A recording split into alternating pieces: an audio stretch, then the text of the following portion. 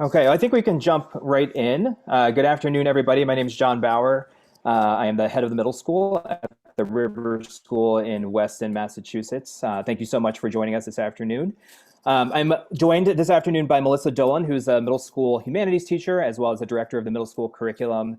And we're excited this afternoon to share some thoughts about how our DEI initiatives and middle school values and philosophy have really come together in recent years to empower students and confront injustices, as the title suggests, both through the curriculum and through students' daily interactions with one another. Um, just a little bit about me, a little bit of background for myself. I am an independent school alum. I attended Ravenscroft School in Raleigh, North Carolina, and went on to attend Haverford College for undergrad. This is my lucky 13th year at the River School, where I've held a number of positions: French teacher, choral director, director of diversity, assistant head of middle school, and now head of middle school. And I'll give Melissa an opportunity to introduce herself as well, and then we'll get rolling. Like John, I'm also an independent school alum, and specifically a Rivers alum. After Rivers, I attended Dartmouth College, and now I'm in my 17th year at Rivers, and also like John, worn a number of hats here, done some time in the Alumni and Advancement Office and the athletic department. I've taught a little bit in the middle and the upper school, but I've been in teaching middle school humanities for 16 years, and I've been in the curriculum role for the past, this is my 5th year. I'm just also very excited to be here today. Great. And to be engaged. Thanks, Melissa. Awesome, thanks.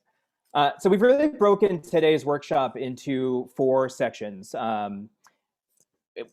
It may be 120 minutes of, we'll see exactly how long it takes, but it won't be 120 minutes of us yammering, that's for sure. We hope to keep this engaging, and there will be some opportunities for Q&A, some independent reflection, and some breakout group discussion.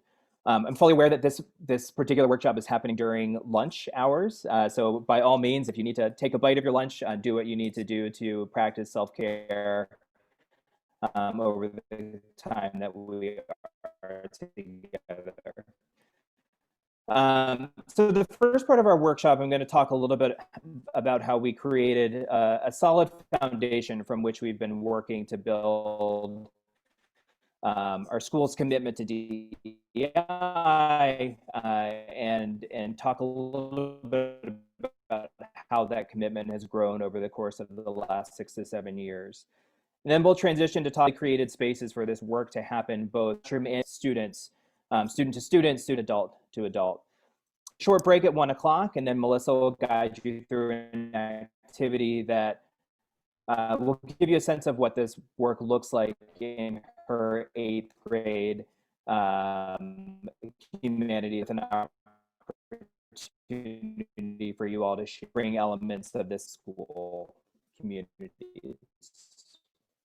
That my connection is not particularly strong, or a head nod if you can hear me okay.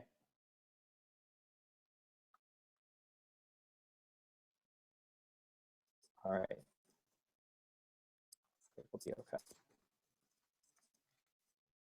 So let's start with the foundation. About a year ago, head of school at Esperanza Academy, Massachusetts.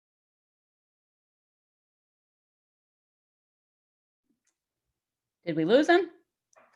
I think so, yeah. I mean, he sounded just fine before we started, but yeah, his connection is probably going to pop back on again. There he is. Oh, there he is. I'm back. Here I am. I got the boot. Okay, you sound much Apparently better. The school did not like my intro. This one will work a little bit better. Okay, excellent. Thank you, Robert. You have to share your screen. So I was just mentioning, hang on, let me get this screen back up. And spotlight yourself. Yeah. So I was just mentioning that about a year ago, I'd read an article, a blog post from, this is going swimmingly. A blog post from Jadiel Taveras, who is right now the head of school at Esperanza Academy in Lawrence. And he was talking about his experience as director of diversity and the skills and experiences that he had in that role translated to his role as head. And in that particular piece, he was critical for independent schools to be really direct and transparent when reflecting on who they are and who they want to become when it comes to DE work. And he quoted, to look honestly in institutional growth. And for us at Roll, it really, until we took that our true commitment to confronting injustice to get us in the classroom.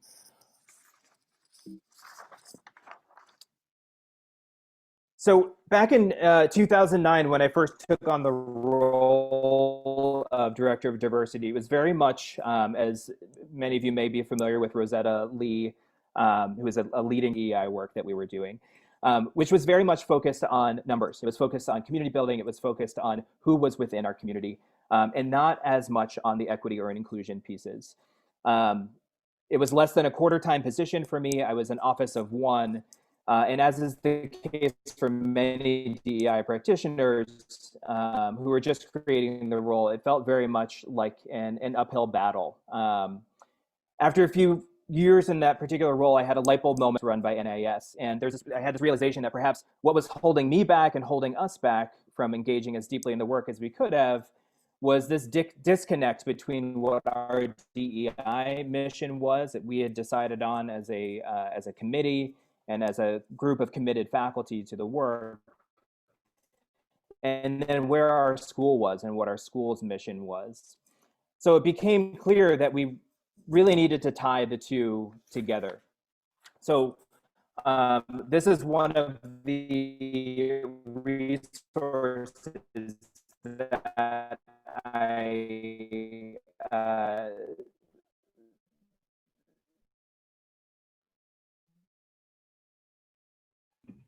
one of the resources at the Diversity Leadership is recognizing the community or within an institute needs to bind successful change. I recognize that we were on this treadmill. If you looked at the last vision there, what was missing for us was an action plan. We had talked as a group about what our own individual needs were itself, but didn't really have a fully established action plan that was going to work for the whole school. I'm still hearing that my connection is not smooth. So we found ourselves on this treadmill and didn't really have the opportunity to articulate what our ideal was with respect to DEI work here at Rivers. So what I ended up doing was connecting with our head of school and worked really to tie our DEI mission to our overall school's mission. So if you look here on the screen, this is what our former mission statement looked like. Again, it felt very much focused on diversity in terms of numbers, diversity in terms of the global fairs and the international festivals, and which are so important and critical. And it wasn't looking deeply enough at what we meant by equity and inclusion. So after months of visioning exercises and gathering data from students and faculty and parents and board members, and after a number of wordsmithed missions and reworked missions, we ran this by the board. And this is what we ended up coming up with through this, because I feel like what I gleaned from my experience at DLI and experience in a number of POCC workshops that I've attended in the past too, was that so much of the success of the DEI initiatives in a school, and an independent school in particular, need to be grounded in the mission of the school. So I'll quickly read through our mission and then talk a little bit about where this shows up for us. So the River School believes that developing a sincere appreciation for and understanding of diverse perspectives, experiences, and identities is integral to achieving its broader mission of preparing students to lead and live in a world that needs their talents, imagination, intellect, and compassion. We embrace difference in its myriad forms, encourage every individual to be their authentic self, and value the inherent dignity of every member of our community.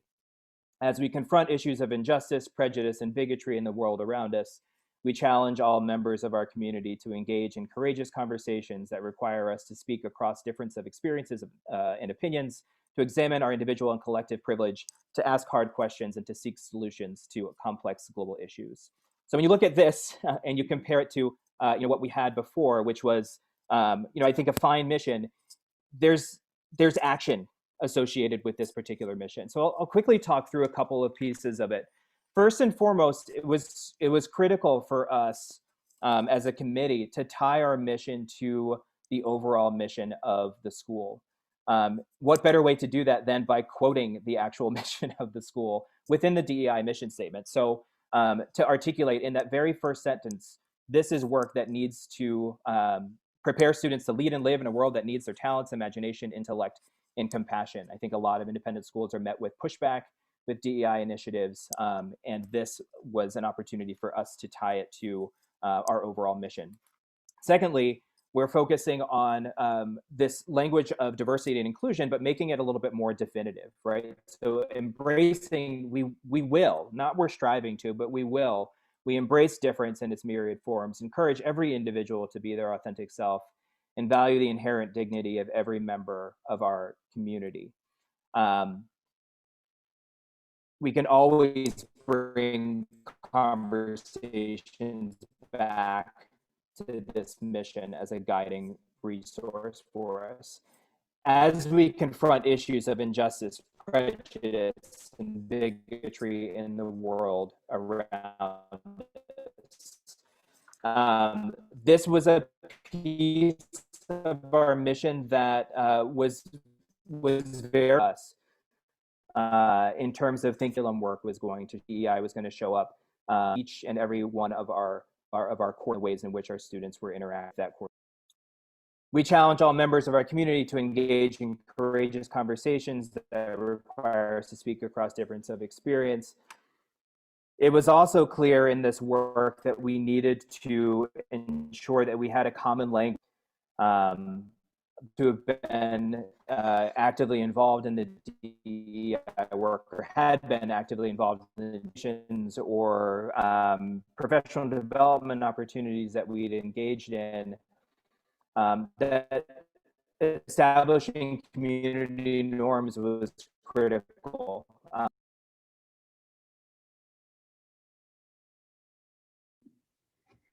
Sorry about that, folks. They will be rejoining soon and hopefully getting our connectivity underway. That community norms piece is something that we're going to be going into more depth about in a few minutes, so get additional context.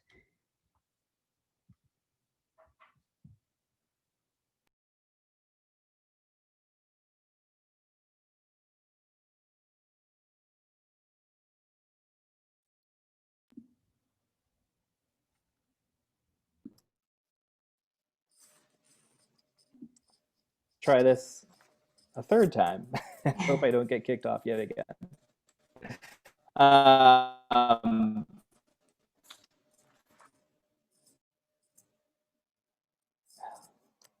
can't find my screen now. Okay, here we go.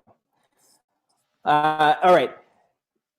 I was thinking about this transition from my role as Director of Diversity and Director of DEI and thinking about ways in which broadly the takeaways from our mission and what we'd established.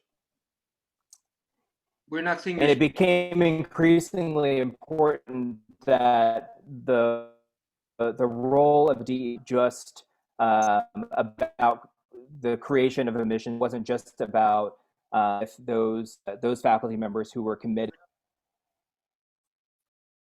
You're not seeing. We're not seeing your screen, John.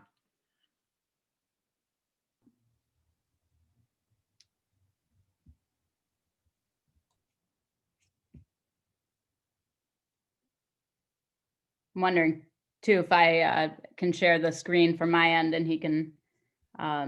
Yes, we can do that. You can just Okay. advance as directed.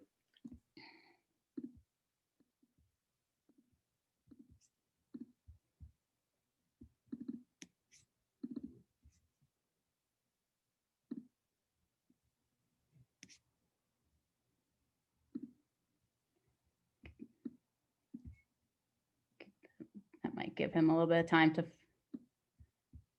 find a better location. Oops.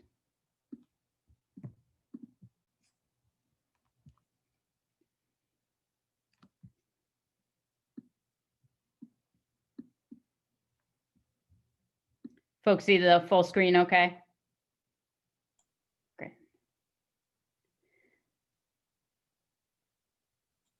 Why make this workshop feel any different than this whole year in the classroom, and not everything's going as planned, and I'm sure a number of people are familiar with the feeling.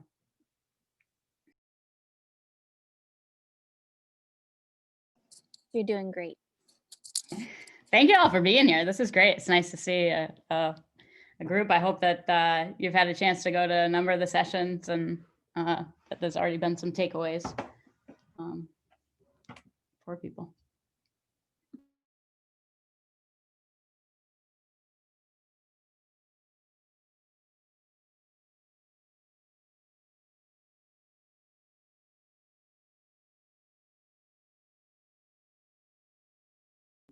There we go. John, I'm sharing my screen if it's helpful, and if you want to tell me when to move it along. Yeah, that'll probably be best at this point. I apologize, everybody. I'm not sure why this continues to happen. So I think where I was, Melissa, was in the next slide and talking about the transition between roles. So Director of DEI. Thank you, perfect. So as I transitioned between these roles, I came to understand how critical it was that the DEI mission was prioritized both as DEI director and as assistant head of the middle school in terms of the student life and social emotional wellness of students. And then finally, as head of the middle school and overseeing the academic program and managing people and thinking about ways in which the faculty is interacting with each other and interacting with the students. So in recent years, we set out to create an administrative structure that includes the head of the middle school, the assistant head of the middle school curriculum director, and our middle school DEI coordinator, in order to ensure that all are holding each other accountable to our mission and holding the faculty and students and parents and all constituencies within the student body accountable to our mission.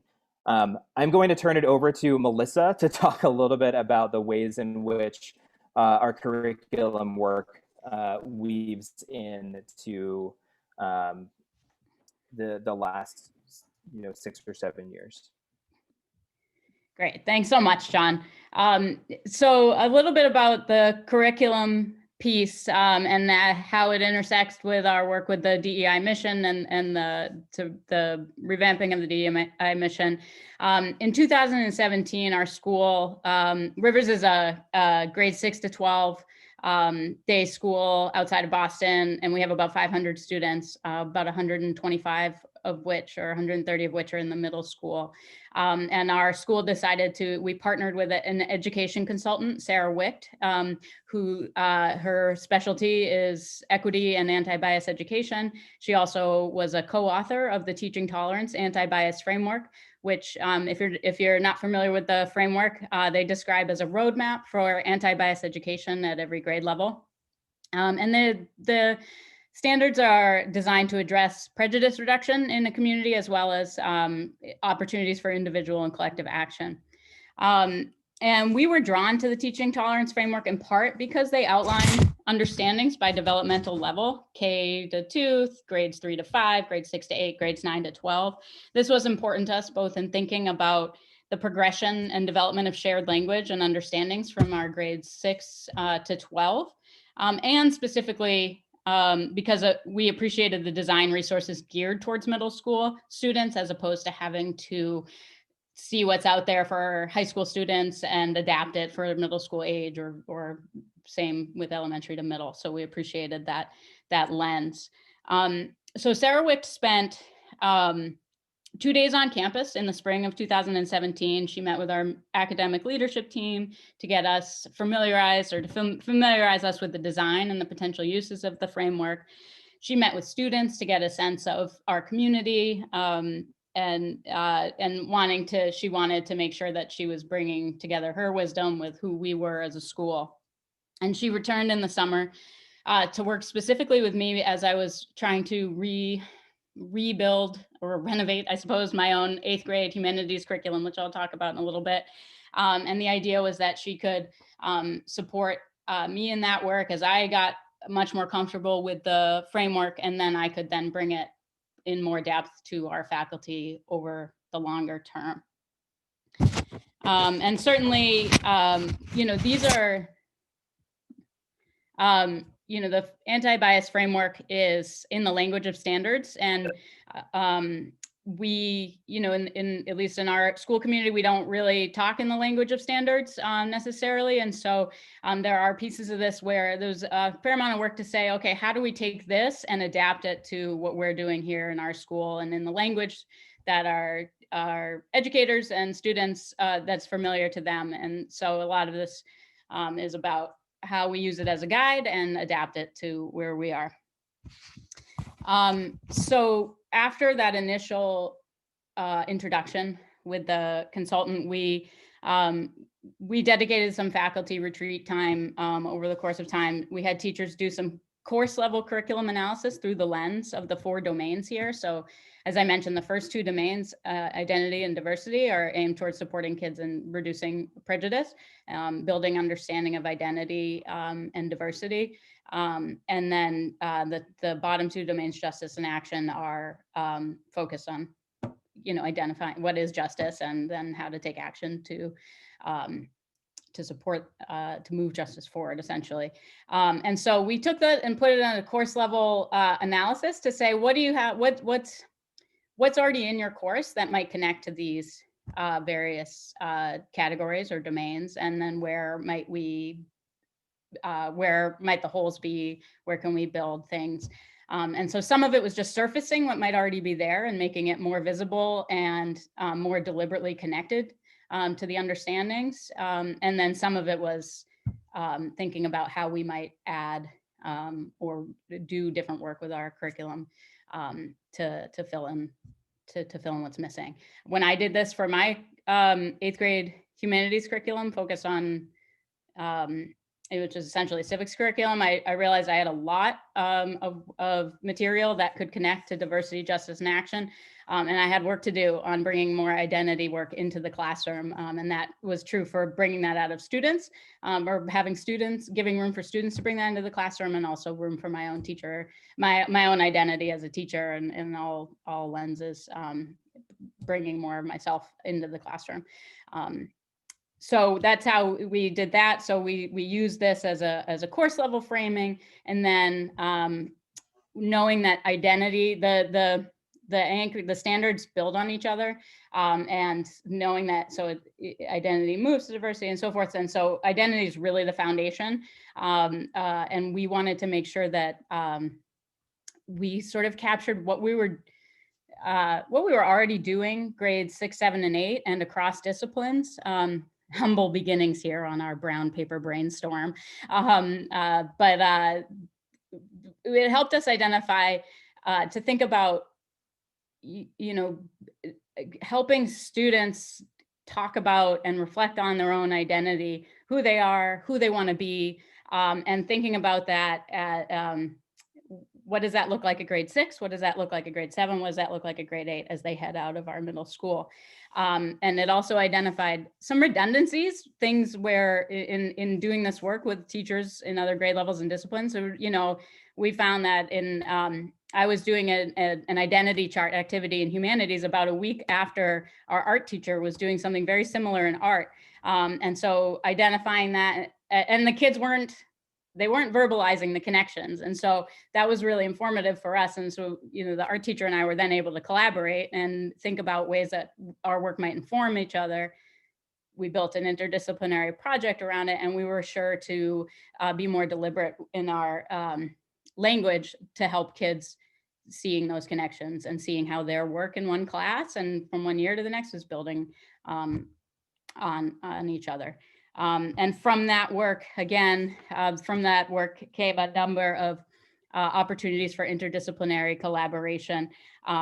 We saw a lot of collaboration between math and humanities classes, art, language and humanities classes, science, and so on and so forth. So it fostered a nice opportunity to bring the work, the DEI lens to all disciplines, and everyone sort of feeling ownership and responsibility for deepening the DEI mission in our curriculum. And I think just one thing I want to add, I am going to spend a little bit more time talking about what this looks like on a course level, on the course design level in a little bit. But I think anytime we're talking about, the DEI lens in the curriculum, a lot of times that's, well, what are we teaching? But we also, some of the work now that we've gotten momentum with this is doing work with teachers in grade level meetings and middle school faculty retreats that are also really having us all reflect on our own identities as human beings and what it means, what are the identities that we bring into the classroom, how do those identities intersect with the identities that the kids are bringing into the classroom, and how that intersects with the content, and so that we can make sure what we're hoping to teach is closely aligned with what students are learning, and always trying to bring that as close together. So I think I do want to note that as an important part of this process, the self-reflection piece as in our roles as educators as we walk into the classroom, and what impact that has on the learning that's taking place. JB, back to you. Thanks. So just to piggyback on what Melissa was just mentioning with respect to those 4 standards, the identity standard in particular, especially in a classroom setting, can sometimes be fraught. Students not necessarily feeling safe enough to either share of their identity with their peers, or to dig deep enough to reflect upon their own identity, let alone share it with their peers. So this gets me back to actually the next slide. Goes back to our mission statement and this idea of engaging in courageous conversation in order to speak across difference of experience and opinions. We realized very quickly that a lot of the conversation around identity and identity development actually led back to our definition of leadership, which is something that we value tremendously within the middle school experience, in particular giving 8th graders a sense of leadership in their last years of middle school before they're transitioning into the 9th grade. And our definition of leadership is being your best self and positively influencing others. And as we were having conversations around working the teaching tolerance standards into the curriculum and thinking about ways in which the dialogue would happen both in the classroom and in daily interaction between students, we recognized that there was a need for common language, which I was talking about before. So Melissa, can you actually advance 2 slides? So we ended up adopting these community norms as part of our middle school. They are loosely based off of Visions Incorporated. Those of you who may have had Visions come to your schools to do professional development work, Rick Pinder-Hughes, they do amazing work. And one of the greatest takeaways from the work that they did with us was their guidelines for effective dialogue. We recognized that we as adults had been using these community norms for quite some time, but that they weren't really clarified for students. I think a lot of classroom teachers set, classroom contracts or community norms within their specific classrooms for particular conversations or discussions that would be taking place. But we felt it was really critical to align these community norms with our definition of leadership, and to ensure that the students were taking ownership of these norms, so that it didn't just feel like this was something that would come up, when we're in our humanities class, or when we're having conversations about identity on MLK Day, or whatever the case may be, these sort of one-off programs, but on a day-to-day basis and day-to-day interaction. So the 8 norms that we came up with are here on the screen. Speak from the I perspective, respect others' realities, an awareness of intent and impact, assuming positive intent and suspending judgment, leaning into the discomfort of various situations or conversations that you may find yourself engaging in, refraining from blaming, shaming, or attacking yourself or others, practicing both and thinking, and then finally, ouch, which the students use quite often to be able to express to their peers, or in some cases, even to their teachers, those moments where something didn't land right. And what it does is facilitates or creates an opportunity for that follow-up conversation to happen with students. As you can see in this particular image, we post these norms in all of the classrooms as reminders to students and faculty in that space of what those norms are. And they show up in a number of different ways. And one of those ways that we decided as a division, we would allow students or give students the opportunity to take ownership of them is through our leadership lab programming. Melissa, you want to advance to the next slide? So every year before the start of school, before we start classes in earnest, the middle school students go through a week of leadership lab training. We share our definition of leadership. We provide space and opportunities for students to meet their advisories, to meet their homerooms, to meet their classroom teachers, to meet all together as a full middle school, and to really engage in some deep conversations around what community looks like. This is what community looks like maybe at your prior school. This is what community looks like on your outside basketball team. Here are some things about the Rivers community, and we spend quite a bit of time really launching into those conversations, activities, discussions during that first week.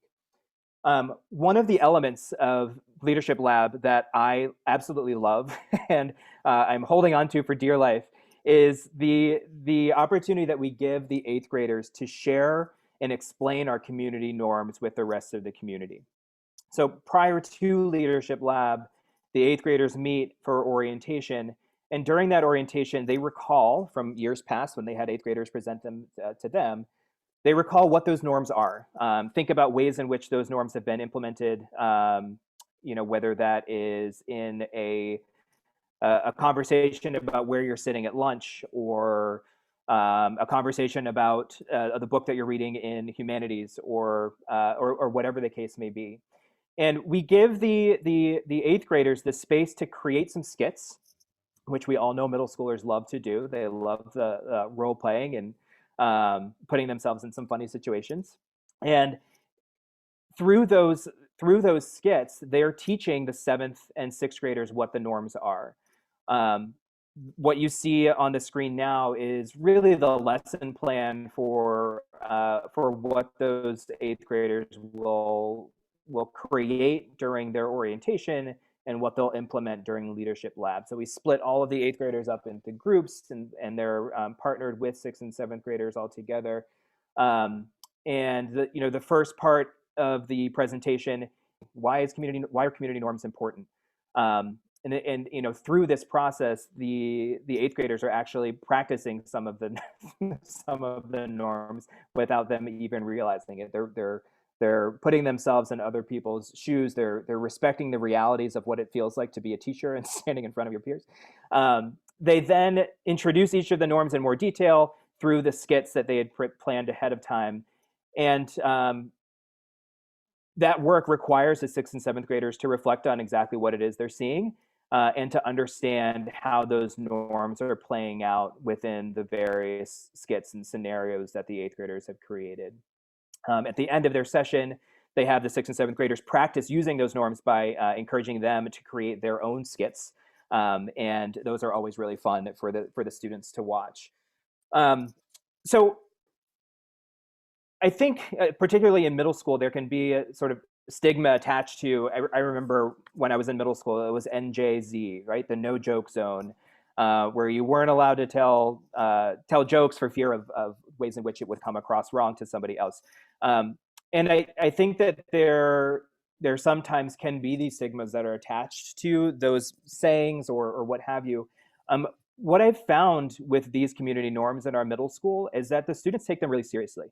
They take them seriously. They genuinely understand the impact of their words. There have been cases where the students will take these norms home, and I'll hear from parents that the students have been using the norms in conversation with their parents and say, hey, mom, you're actually not respecting my reality right now. I have another hour of screen time, or whatever, whatever their particular situation is. And it's really allowed for us to just take our DEI work to another level, where students are digging in to conversations about identity. They're digging into conversations about justice and anti-racism this year in particular. And we've actually created required affinity spaces this year, race-based affinity spaces for students.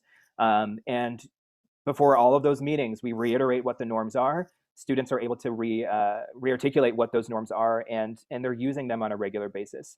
I think it is almost a kind of a hallmark of our program to be able to institute these norms in so many different venues. And we created a video of some students sharing their responses. We weren't able to pull that together quite in time, but I'm hoping to pull some more student voice together just to provide some testimonies, because I think it's important for folks to see how really genuine the students do reflect on these particular norms. So just I jotted down a couple of other specific examples of where the norms show up. So intent versus impact. Our dean of students would share with you that one comes up a lot, where students are sharing what their intent was in a conversation they're having with a peer versus how it may have landed on the other person. Academic integrity, what a student had planned to, what a student's intent was with, partnering with one of their peers, and then recognizing that it actually was academically dishonest or what have you. In restorative sessions where you've got advisors who are meeting with a group of students who are having a disagreement, both practicing both and thinking. So in the art classroom, art critiques, so students critiquing each other's work, group work, brainstorming ideas, really recognizing that that two differing viewpoints, two differing opinions, two differing stances or perspectives can both be true at times. And I think as a middle school administrator and as a middle school teacher, one of the things that we value so tremendously for middle school students is is providing that space for students to take risks. So leaning into discomfort is another norm that shows up on a daily basis, and students will be able to articulate exactly what that looks like for them day in and day out. So Melissa, I don't know if there's anything that you would add before we jump into our breakout session about the norms. No. Okay. Yeah. Okay. So what we'd like to do right now is to give you all an opportunity. We've been talking and getting cut off a few times. We've been talking for quite some time now, and we want to give you all an opportunity to share with each other. So we're going to put you into breakout rooms. It looks like there are 30 participants, so maybe, Robert, we do groups of 3 or 4 together, and we'll have a variety of folks sharing together. And in those breakout rooms, the prompts that we want you to be working with are as follows. So firstly, where are there opportunities for students to share ownership of community norms within your own school? What might that look like? And then secondly, where are there opportunities for collaboration between those who are leading DEI work at your school and student life and curriculum work in your various schools, and how might you go about facilitating that collaboration? All right, well, I hope you all had some good conversations, good discussions in those breakout rooms. I'd be curious to see if there's anybody that may be willing to share 1 or 2 takeaways from the conversations that you were having. And I think we're a small enough group, we all fit on one screen, for me at least, to just be able to unmute. Yeah, it looks like Margaret. Well, I want to say, as a teacher who was in a room with 2, possibly 3 librarians, because Alexis didn't get to speak, something that came up is the importance of, well, there were 2 things, like the importance of public school, independent school dialogues, but also the importance of including librarians as part of the process in the curriculum planning. And I know I taught at a school, Meadowbrook in Weston, that has some relationships with, I think we send a lot of people to Rivers. And for me, the librarian and, you know, the Eureka Lab and the project-based learning, those collaborations were so important. And just, so I want to speak up. I thought it was great to hear from these two librarians talking about the work they're doing and how important it is to include the librarians. Or have librarians, right? We've cut back on so many libraries. Right, and I would actually add on to that, Margaret, and say how valuable it is to have all staff on campus actively involved in the conversations, right? So, Yes.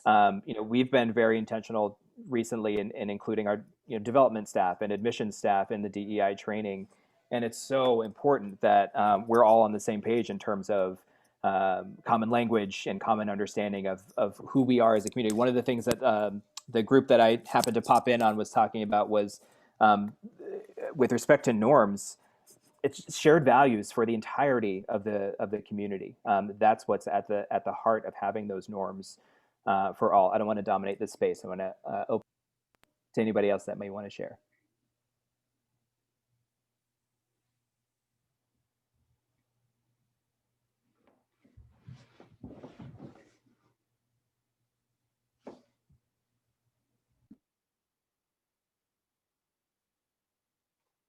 Okay. So I think at this point, Melissa, if you're okay with this, we'll take a quick break, a quick stretch break, and then we'll come back. And the second half of the presentation is an activity to have you all engage with. And it's something that would be applicable to your own schools, middle schools, high schools, what have you, wherever you may be. And so we encourage you to stick around after you take I think we'll take. All right, thanks so much for rejoining us after a break. I'm really looking forward to talking about curriculum, some of the curriculum work at the course level, what this work has looked like in the space of the classroom, and how we've worked to kind of gear what we're doing in the classroom toward the DEI mission. So I'm going to talk a little bit about the course that I teach and connect it to some of the themes that John was getting at in his in the first part of the presentation. So I teach 8th grade humanities, and in our middle school, it's our 6th, 7th, and 8th grade humanities is interdisciplinary. It basically combines English and history together and around a theme. So in the 6th grade, the theme is the world and water. The 7th grade is the world through story, and 8th grade is systems of justice and injustice. And as such, we have what I consider the luxury of meeting. Most classes meet 3 times a week in the block, 80-minute blocks. And in a pre and post-pandemic world, we meet about 5 times a week for about 80 minutes. So I'm mindful of that as I share what we do in the classroom. So the course is, as I mentioned, interdisciplinary, and the best way to describe it is an interdisciplinary civics course exploring the American experience. And when I say the American experience, well aware of that, it is not necessarily a singular American experience, but we explore the American experience and the Constitution through both social studies and literature. The course focuses on how the structure of the US government has shaped and been shaped by pivotal moments in American history and the continual efforts towards forming a more perfect union. The course examines the intersection of individuals and systems, the relationship between rights and identity. As such, we explore individual and collective experiences through lenses such as race, ethnicity, gender, and other core social identifiers. Our study of literature throughout the year is designed to teach students to be empathic readers of both literature and their world. And as I mentioned, the course design as best we can is grounded in the school's DEI mission. We aim to foster students' abilities to navigate differences of experience and opinion and seek solutions to complex issues. So how did this course come to be? In some ways it was always this, and in some ways it was not this at all. It has always had, for many years, since before I was teaching it, it has had a focus on US history, the Constitution, and the theme of human rights. focused on a number of topics, including, the colonial era, the development of the Declaration of Independence, the Constitution. We looked at the Civil Rights Movement. We looked at history of Indigenous peoples, and the intersection of Indigenous peoples' history with the U.S. government. After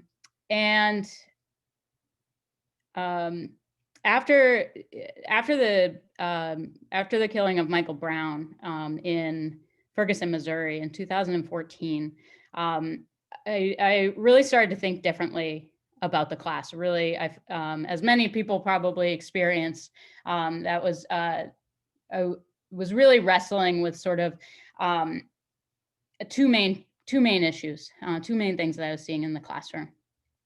Despite, in my mind, the clear connections and the clear echoes between the past and the current events that the kids were experiencing, they weren't using the past to make sense of the present. So that was the first thing that we were wrestling with. And the second thing that I was seeing in bringing some of what was happening in the world into the classroom and trying to navigate it, students, like many in the country, were struggling to move beyond one side or the other thinking. Either you're supporting the protests that are taking place in Ferguson, or you are supporting the police department, and there was nothing in between that ground. I'm right and you're wrong, that sort of thing, that we were navigating. Oops, sorry, let me go back. Oh, I'm way off, hold on.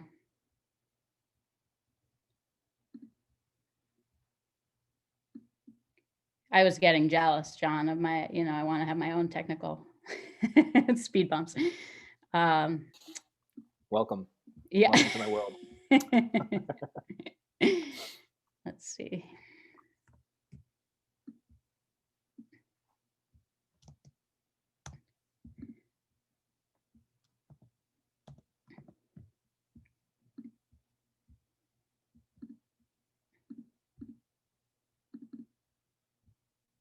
So those were the two main issues that I was wrestling with, and which led to the question, sort of, how do we get students past this? How do we get students to move beyond either or thinking, to explore multiple perspectives, to understand and embrace complexity of the challenges we face in the world, and to find ways to problem solve across difference? In other words, how do we get students to do what my generation had completely failed to do, and to do something very different? And so since that point, we've been building sort of a new course out of the old structure. Let me see if I can get this back to present.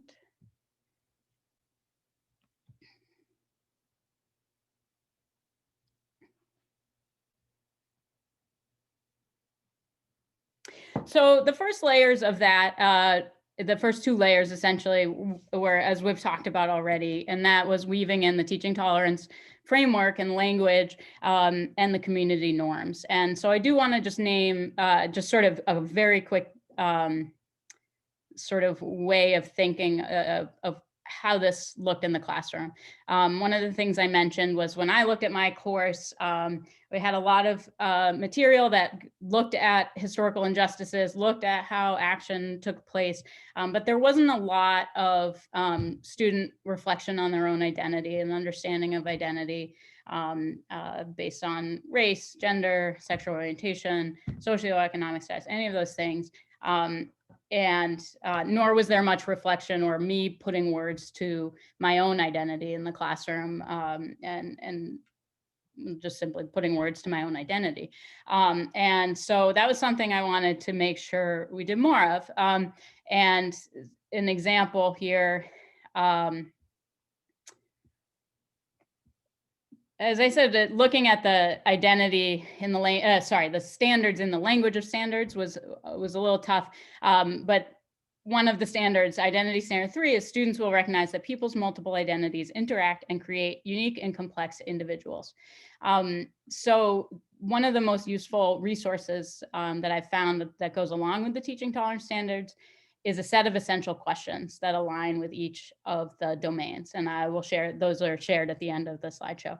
But in terms of how to get to that understanding with students, a question might be, one of many questions might be, what challenges do people face as they move between identity groups? What kinds of choices do they make as they navigate those challenges? So this is a question we take and we carry throughout a lot of what of the content throughout the year. And one of the perfect examples, you know, from an analytical perspective, we do this with characters in books. What challenges does this character face as he moves between identity groups? What choices does he make? And then, you know, the next book that we read, we might be asking similar questions. And that's getting at students in terms of their thinking analytically, thinking intellectually through the lens of the teaching tolerance framework. But then you can change the question around and you know, have students, while we're having that conversation about a character in a book, we're also maybe journaling. And so what challenges do you face as you move between identity groups? What choices do you make? And then that encourages students to start to bring those stories into the classroom. They might journal about it, then we might talk about it. And that's where then the community norms, as we kind of dive deeper and deeper into these conversations and students get more and more comfortable sharing who they are and how these questions relate to them. That's where the community norms then comes in and creates a kind of like a safety net as students lean more into discomfort and bringing themselves into the classroom. I remember when I first started doing this much more intentionally and frequently, and I remember the shift when we were talking about the character and the choices and the challenges that they made. You know, there's a certain level of engagement with the class and so forth. But then when we circled up and a student started to share one of their personal stories, the body language in the classroom of students that were maybe half engaged on the analysis of the book, suddenly when kids were sharing from their own perspectives, it was like the body language shifted. Kids turned into the conversation toward each other to really listen and recognize when somebody is taking a risk. So that's the way that sort of the teaching, one simple way that the teaching tolerance standards comes into play, combined with the community norms. So the third layer is systems thinking. Hence the course title used to be Human Rights, now Systems of Justice and Injustice. And I stumbled into systems thinking as an answer to that question of how do we move kids beyond binary thinking to embrace multiple perspectives. When I came across this set of thinking routines, it was a Project Zero Future of Learning conference a number of years ago, and there was a workshop on systems thinking. And it clicked for me. It gave language to understand how no issue can simply be about two individuals or sides. We started asking questions with the systems thinking routines. They encouraged us to ask questions like, how might we understand individuals as parts of larger systems? What influence can systems have on the individuals within them? And what power do individuals have within systems, and how can they use that power? And when we started expanding to the level of understanding individuals within systems, it also started expanding kids' ability to connect past and present, as well as various influences within the present. Agency by Design has routines that look at various levels of systems. I've included a couple here, some of the foundational routines on the left and the right here that we use early and often in the class: parts, people, interactions, parts, purposes, complexities. You know, we might, at the beginning of the year, if we're talking about the 3 branches of government, okay, so here's a system. So what are the parts of the system?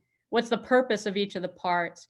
And how is it complicated in its parts and purposes? And anybody that, you know, sees government and the government structure of government knows it's quite complicated, and sometimes intentionally so, you know, so it gets kids to start to understand, well, why is it complicated and how is it complicated? And what would happen if you changed one part of the system over here? What effect might it have on another part of the system and the people within it? So one of the things that there's a few things that I like about these systems routine, these thinking routines. One is they can be applied across any discipline and any content. I particularly find them very middle school friendly, while also I think being very useful in other grade levels. And for my own understanding as well, I feel like in my use of them, I've also built my own systems thinking skills. And so it's the content, I think, and interaction with it that allows the level of understanding to vary from beginner to expert and so forth.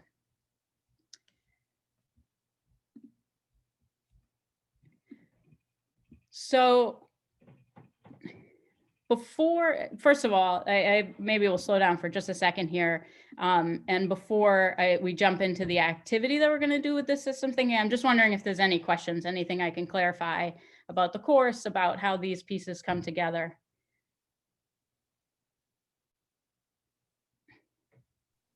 Hi, I do have a question. I was wondering, as you were describing your course and that moment when you made that choice to make the shift, my question was, were you thinking about how do I teach this in the context of history, or did you ever consider not teaching history and teaching the conflict itself directly with the purpose of understanding it better?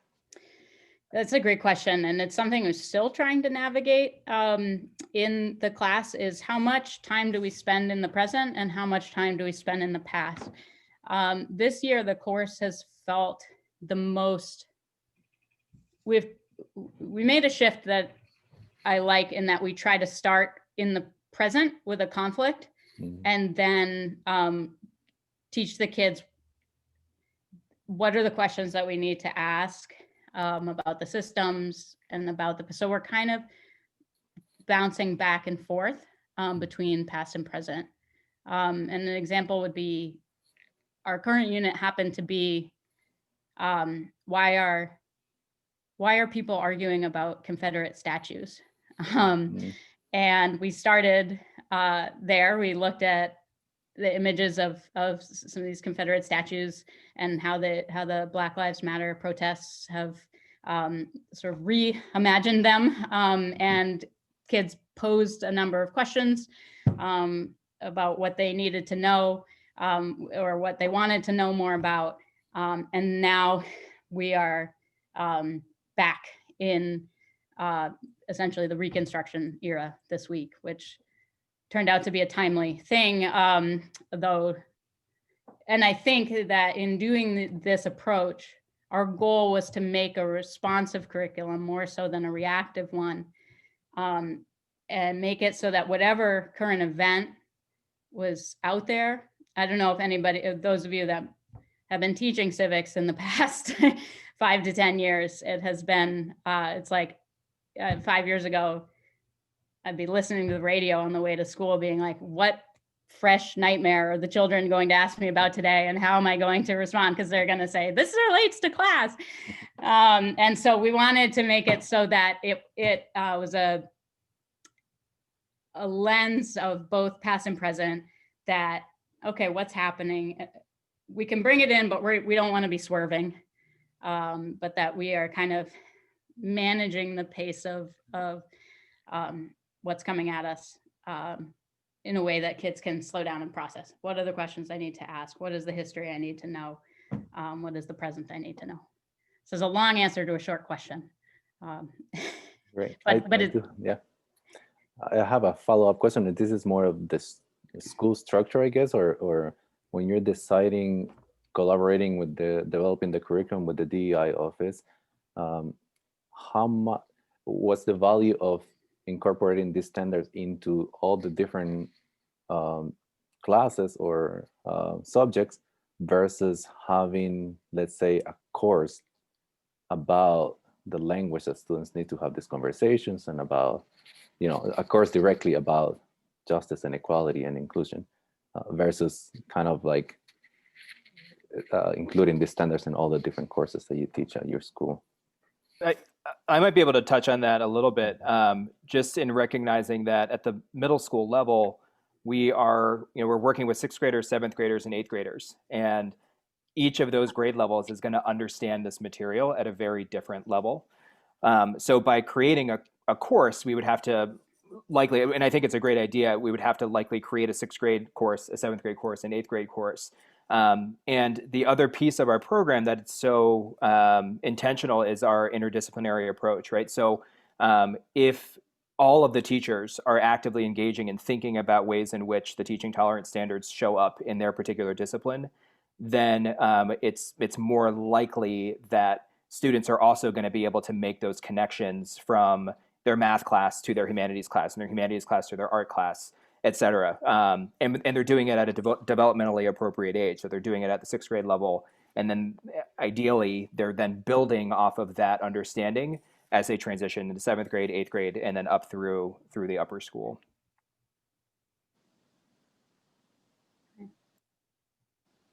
Do we have another question?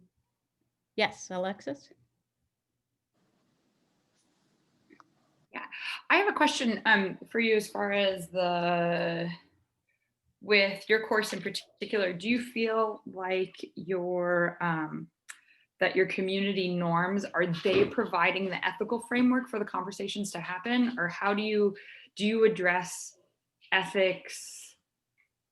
Are those community norms sufficient for establishing like an ethical framework for your students, or is that something that you're sort of pushing back and forth against throughout the course?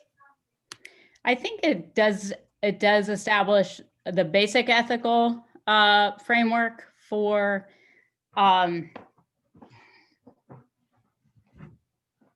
that's interesting. I think it's a combination of things. I do think the norms help, and they give students room to breathe and hear each other and make mistakes in the ways that they're expressing their views and thoughts about things.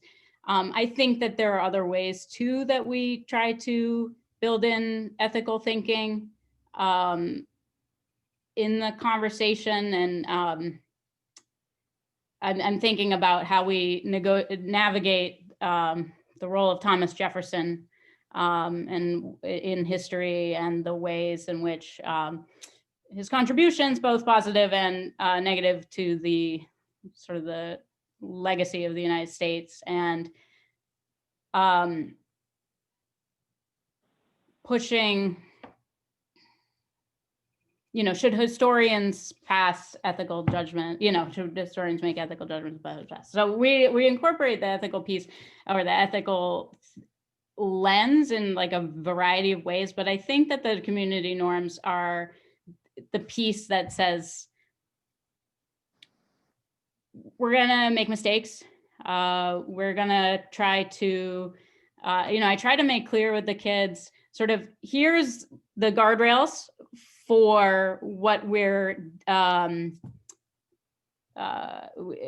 by the school's values. So here's things we're gonna debate and things that we are going to not debate. Okay, so we're learning about slavery right now.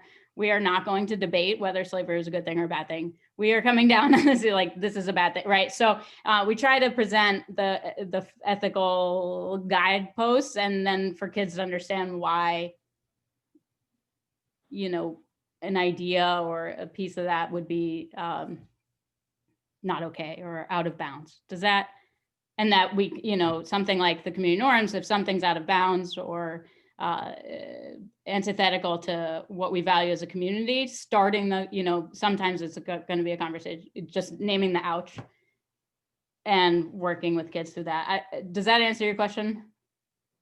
I see a question in the chat here. How do you decide what is developmentally appropriate given how these issues discussed in these conversations impact both students and staff differently and at different times in their lives? How do you address concerns from parents that certain topics, for example, police brutality, are inappropriate for their child? What a great question. And there is no easy or quick answer, and the context changes. I would say this question is very resonant right now as we navigate both Black Lives Matter protests and also the Capitol, what happened at the Capitol in the past couple of weeks. We go to the neuroscience of adolescent development. As I mentioned in the beginning, we draw a lot on resources that are already designed for a middle school age group. We do a lot of the collaborative work. I would say, I mean, JB, you and I and Sarah Freeman in the Dean of Students role are constantly sort of, there's so much of this work that's building forward. There is no roadmap. And so that piece of, okay, what is developmentally appropriate? And having those conversations with teachers. JB, I don't know if there's anything that's jumping out to you here. Well, one thing that I would mention is the importance of being intentional and bringing parents, just on the parent piece, and bringing parents into the conversation. So it's not out of context that a student is going home and saying, hey, we talked about police brutality in class today, but there are opportunities for parents to be engaging with other parents on the very topics, the very issues that their students are engaging with. So some of those opportunities come through the DEI office. Some of those opportunities just come through in a normal year, just regular interactions with families, and our sort of back to school night, if you will, which we call mini school, is sharing a very clear overview of this is where we're going with this course. And it sounds easy to, it's like the easy way out, I guess. But again, I'll stress the mission. We've created this mission statement. The school has adopted it, and we can sort of fall back on it, if you will, when we do get that pushback. It's families have sort of signed on to this understanding that this is where we're going, and it's going to take people different amounts of time to get there, and there are going to be different levels of comfort in our approach. But I would say that it's not necessarily when I talk about, or when we talk about developmentally appropriate, it's more about approach and pedagogy in many ways than it is about content, because they're getting the content on Snapchat, and they're getting the content on TV or wherever it is.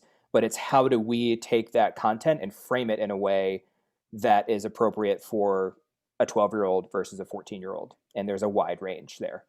There's a big gap. I think too, one of the things we've seen in terms of the role of the community norms is that it's empowered students in that idea of speaking from the I perspective. And sometimes, something doesn't land right with them, or something feels not aligned with, their family values, that I think we've seen time and time again, students feeling empowered to make that visible. And sometimes it's to the teacher, and sometimes it's to their advisor. Sometimes, and these conversations too are happening. And so a lot of, if there's something where a student says, ouch, or, this is tough because, of what I believe in, then we try to empower that we're working through these conversations. The most resonant community norm for me has been lean into discomfort, because as this course has taken shape over the past 5 or 6 years, there has been that feeling of finding that right balance,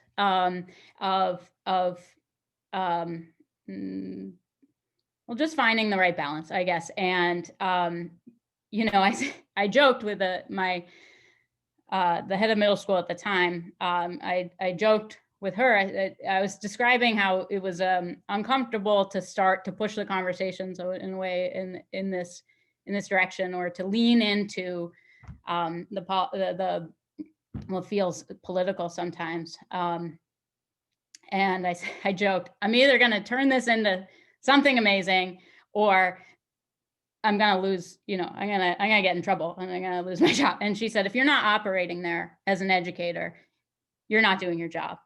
And so it's getting comfortable. And then JB can attest to the fact that I would, we would talk about leaning into discomfort. And then when you actually do it, you're like, actually, this is, in that constant navigating and pushing far enough. And then, knowing when to,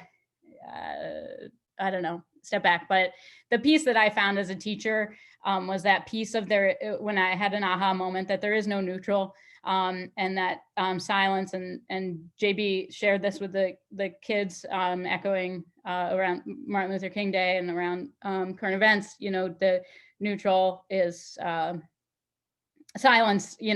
Oh geez, I'm going to totally botch this right now, but the silence is a viewpoint. And I got to a point with my class, I kept thinking every year it was getting more and more political, even though I hadn't changed anything, but the world around me had changed to the point that the idea of human rights, I remember in 2017 was taken out of the mission statement of the State Department. And so something that had been politically, valued across both Republican and Democratic administrations suddenly wasn't. So all of a sudden, I hadn't changed anything I was doing, but the world had changed in the view. And I thought I can either step away from this and just abandon what I was doing, or I just had to lean into that and figure, build the bridge as you walk across it, essentially, and lean on your peers and leadership in the school and so forth.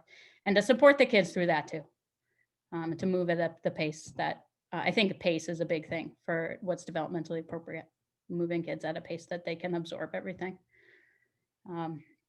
Any other? I think I'll move to the next step. Thank you for those questions. They're all really relevant. All right, so let's see.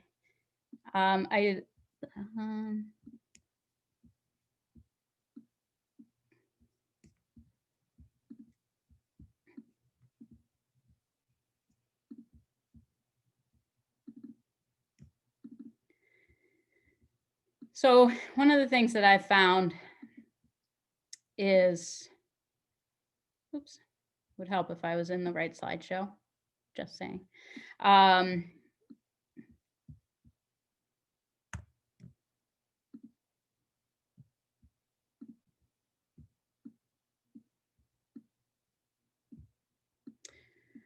find that talking about strategies is helpful, but one of the things I've found most helpful is the doing. And so I want to just kind of walk you through an activity, low stakes, but walk you through an activity as the kids would experience it.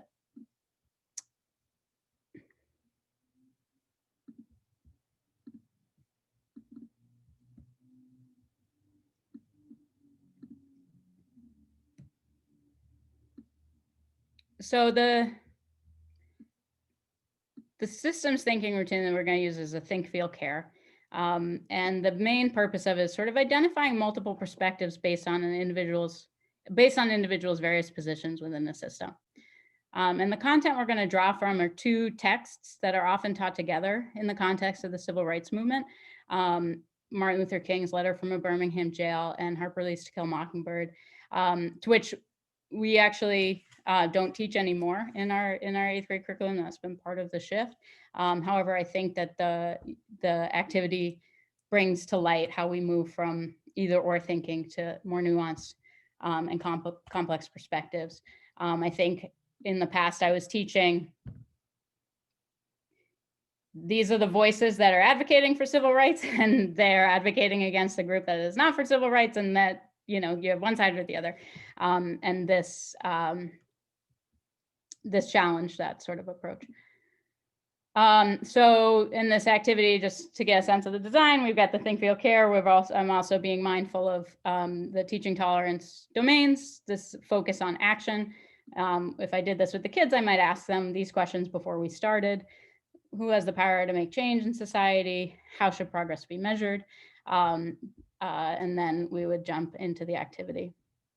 So John is going to share with you these instructions and the materials so that you can kind of take them and work on them on your own for about 10 minutes, and then you can return to the Zoom screen. But basically, you're gonna step one is there's a passage from the book To Kill a Mockingbird. There's a little context just for anyone that's not familiar with the story, just to set the scene there. So read the context, read the passage, answer the think, feel, care for Miss Motti based on what's in the passage, and then probably about 5 minutes or so, and then do the same thing, read the context for Letter from a Birmingham Jail, read the passage itself, and then complete the think, feel, care questions from Martin Luther King's perspective. With any time remaining, I did post a couple other questions that I might use in class to help the kids synthesize at the end. Feel free to think about those or not, but let's return to the group. Okay, we'll pull folks back into the main session. Ideally, and if we had all the time in the world, we'd do a small group debrief just to talk both about what came up as what'd you notice as you were doing this, both from the the content perspective as well as just the activity itself.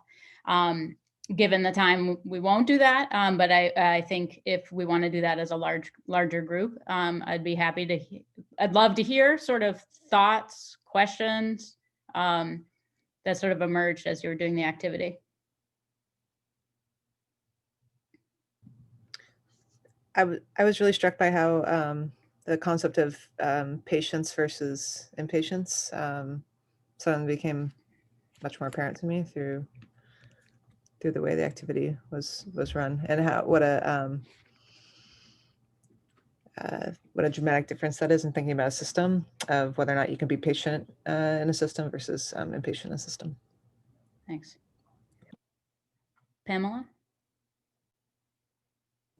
Yes, I raised the question too of why we can't wait this exercise actually answered a question I was thinking of asking, which is how, despite developing multiple perspectives, you also give confidence in persuasive thinking, even about the responses to in a mode of think, feel, care. And when I was doing the exercise, it actually answered that question. And the other issue is the resonance between a US-based perspective and at which point international structures are considered and taught that include other government structures of the world, as well as world diplomatic structures. In being persuasive. And so all of that came together in the design of the exercise, and it made me think, well, hopefully the students would raise those questions and then go back to the sources and structures of thinking of the course, or foster further dialogue about that. Thank you. Appreciate that.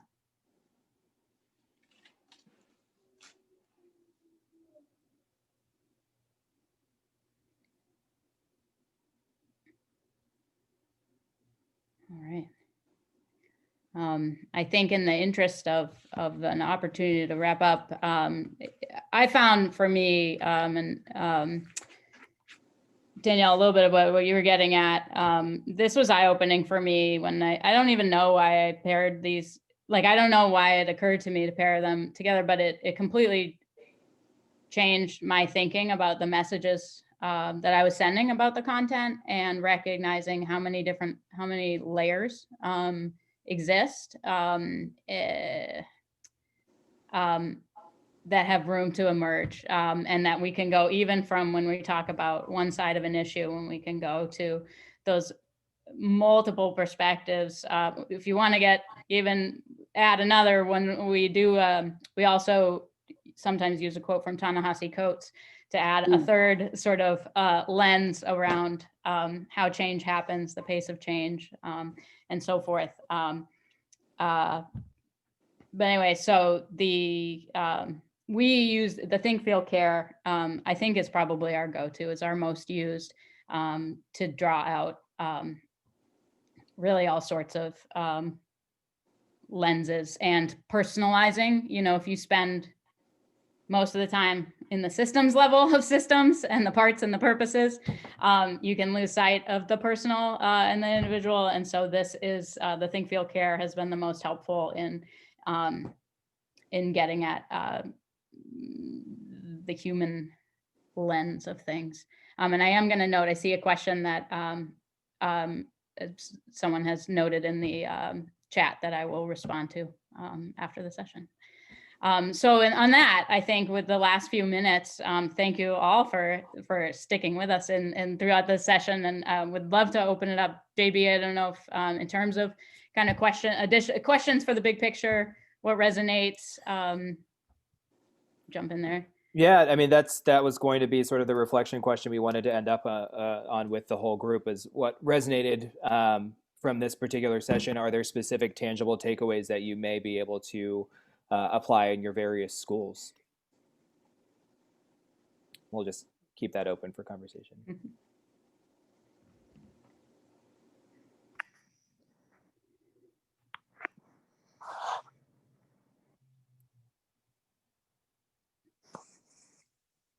Yeah, for me, it's just the resources. I appreciate the resources because, you know, if it's already been drawn up, why not check it out? I was also wondering, maybe you could speak to what your process was like in identifying resources that work for your school, how you chose the teaching tolerance, and I think you said the norms vision was modified from some other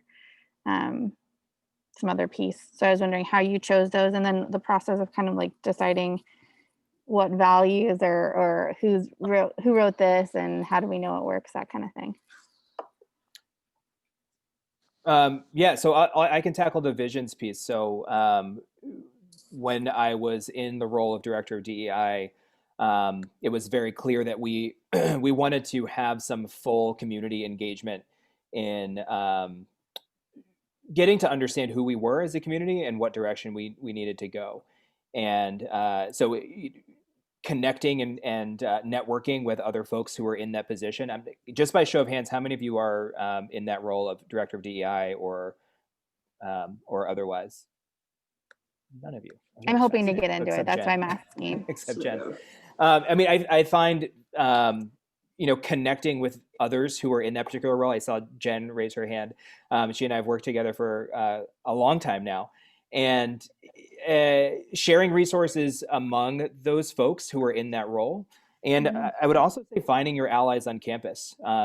More often than not, there are folks who are actively doing this work. Maybe you're not seeing it day to day in your interaction or even necessarily in their coursework.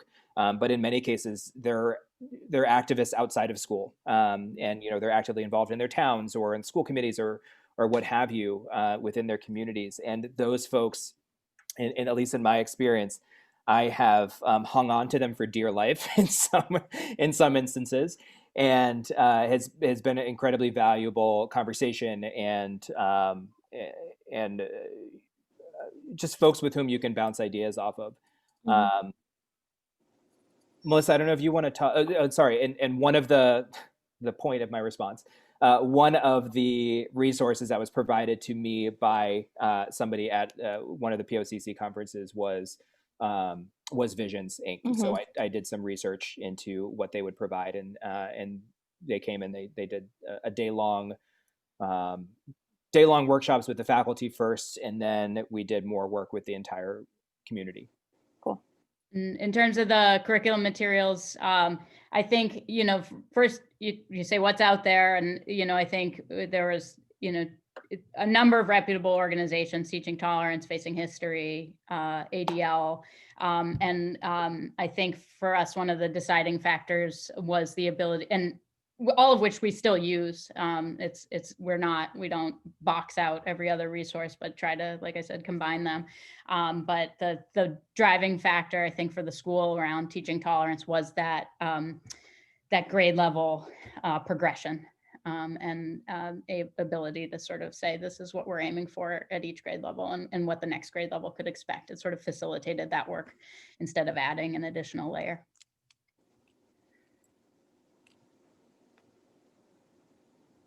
I see your hand. Yes. Yeah. I was wondering, I think all of us who work in schools know that there are always certain subjects that would easily take on this job.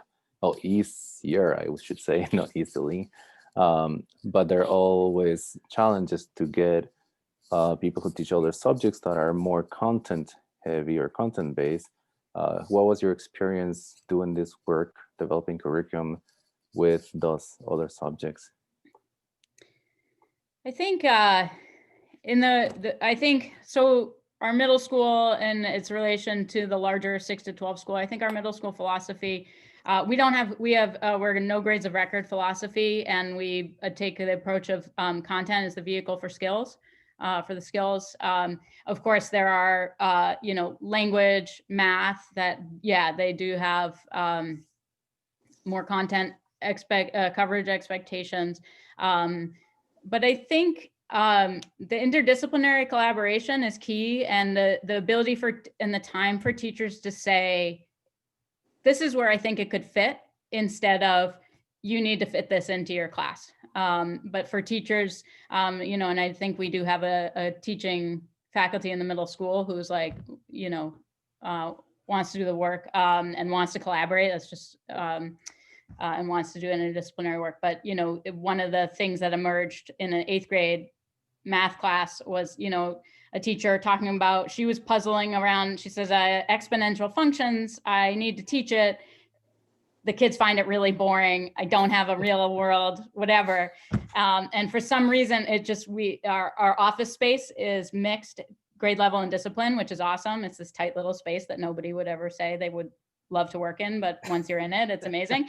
And because it's a hub for innovation. And the math teacher was saying, I'm struggling with this exponential function problem. And I was saying, I was like, I'm really struggling in getting at the idea of redlining and like how mortgages work and how wealth builds over time and equity and all that. And all of a sudden, in just talking about what we were struggling with, it became, she said, could I do this lesson? And we worked together, and I came to her class. She answered the questions about math. I answered the questions about history. And we went from there. But I think making that room for faculty to say, this is what I've got, this is what I need to do, how does it connect, so that it doesn't feel A, forced, or B, I don't know, the buy-in piece. And then it can go a long way.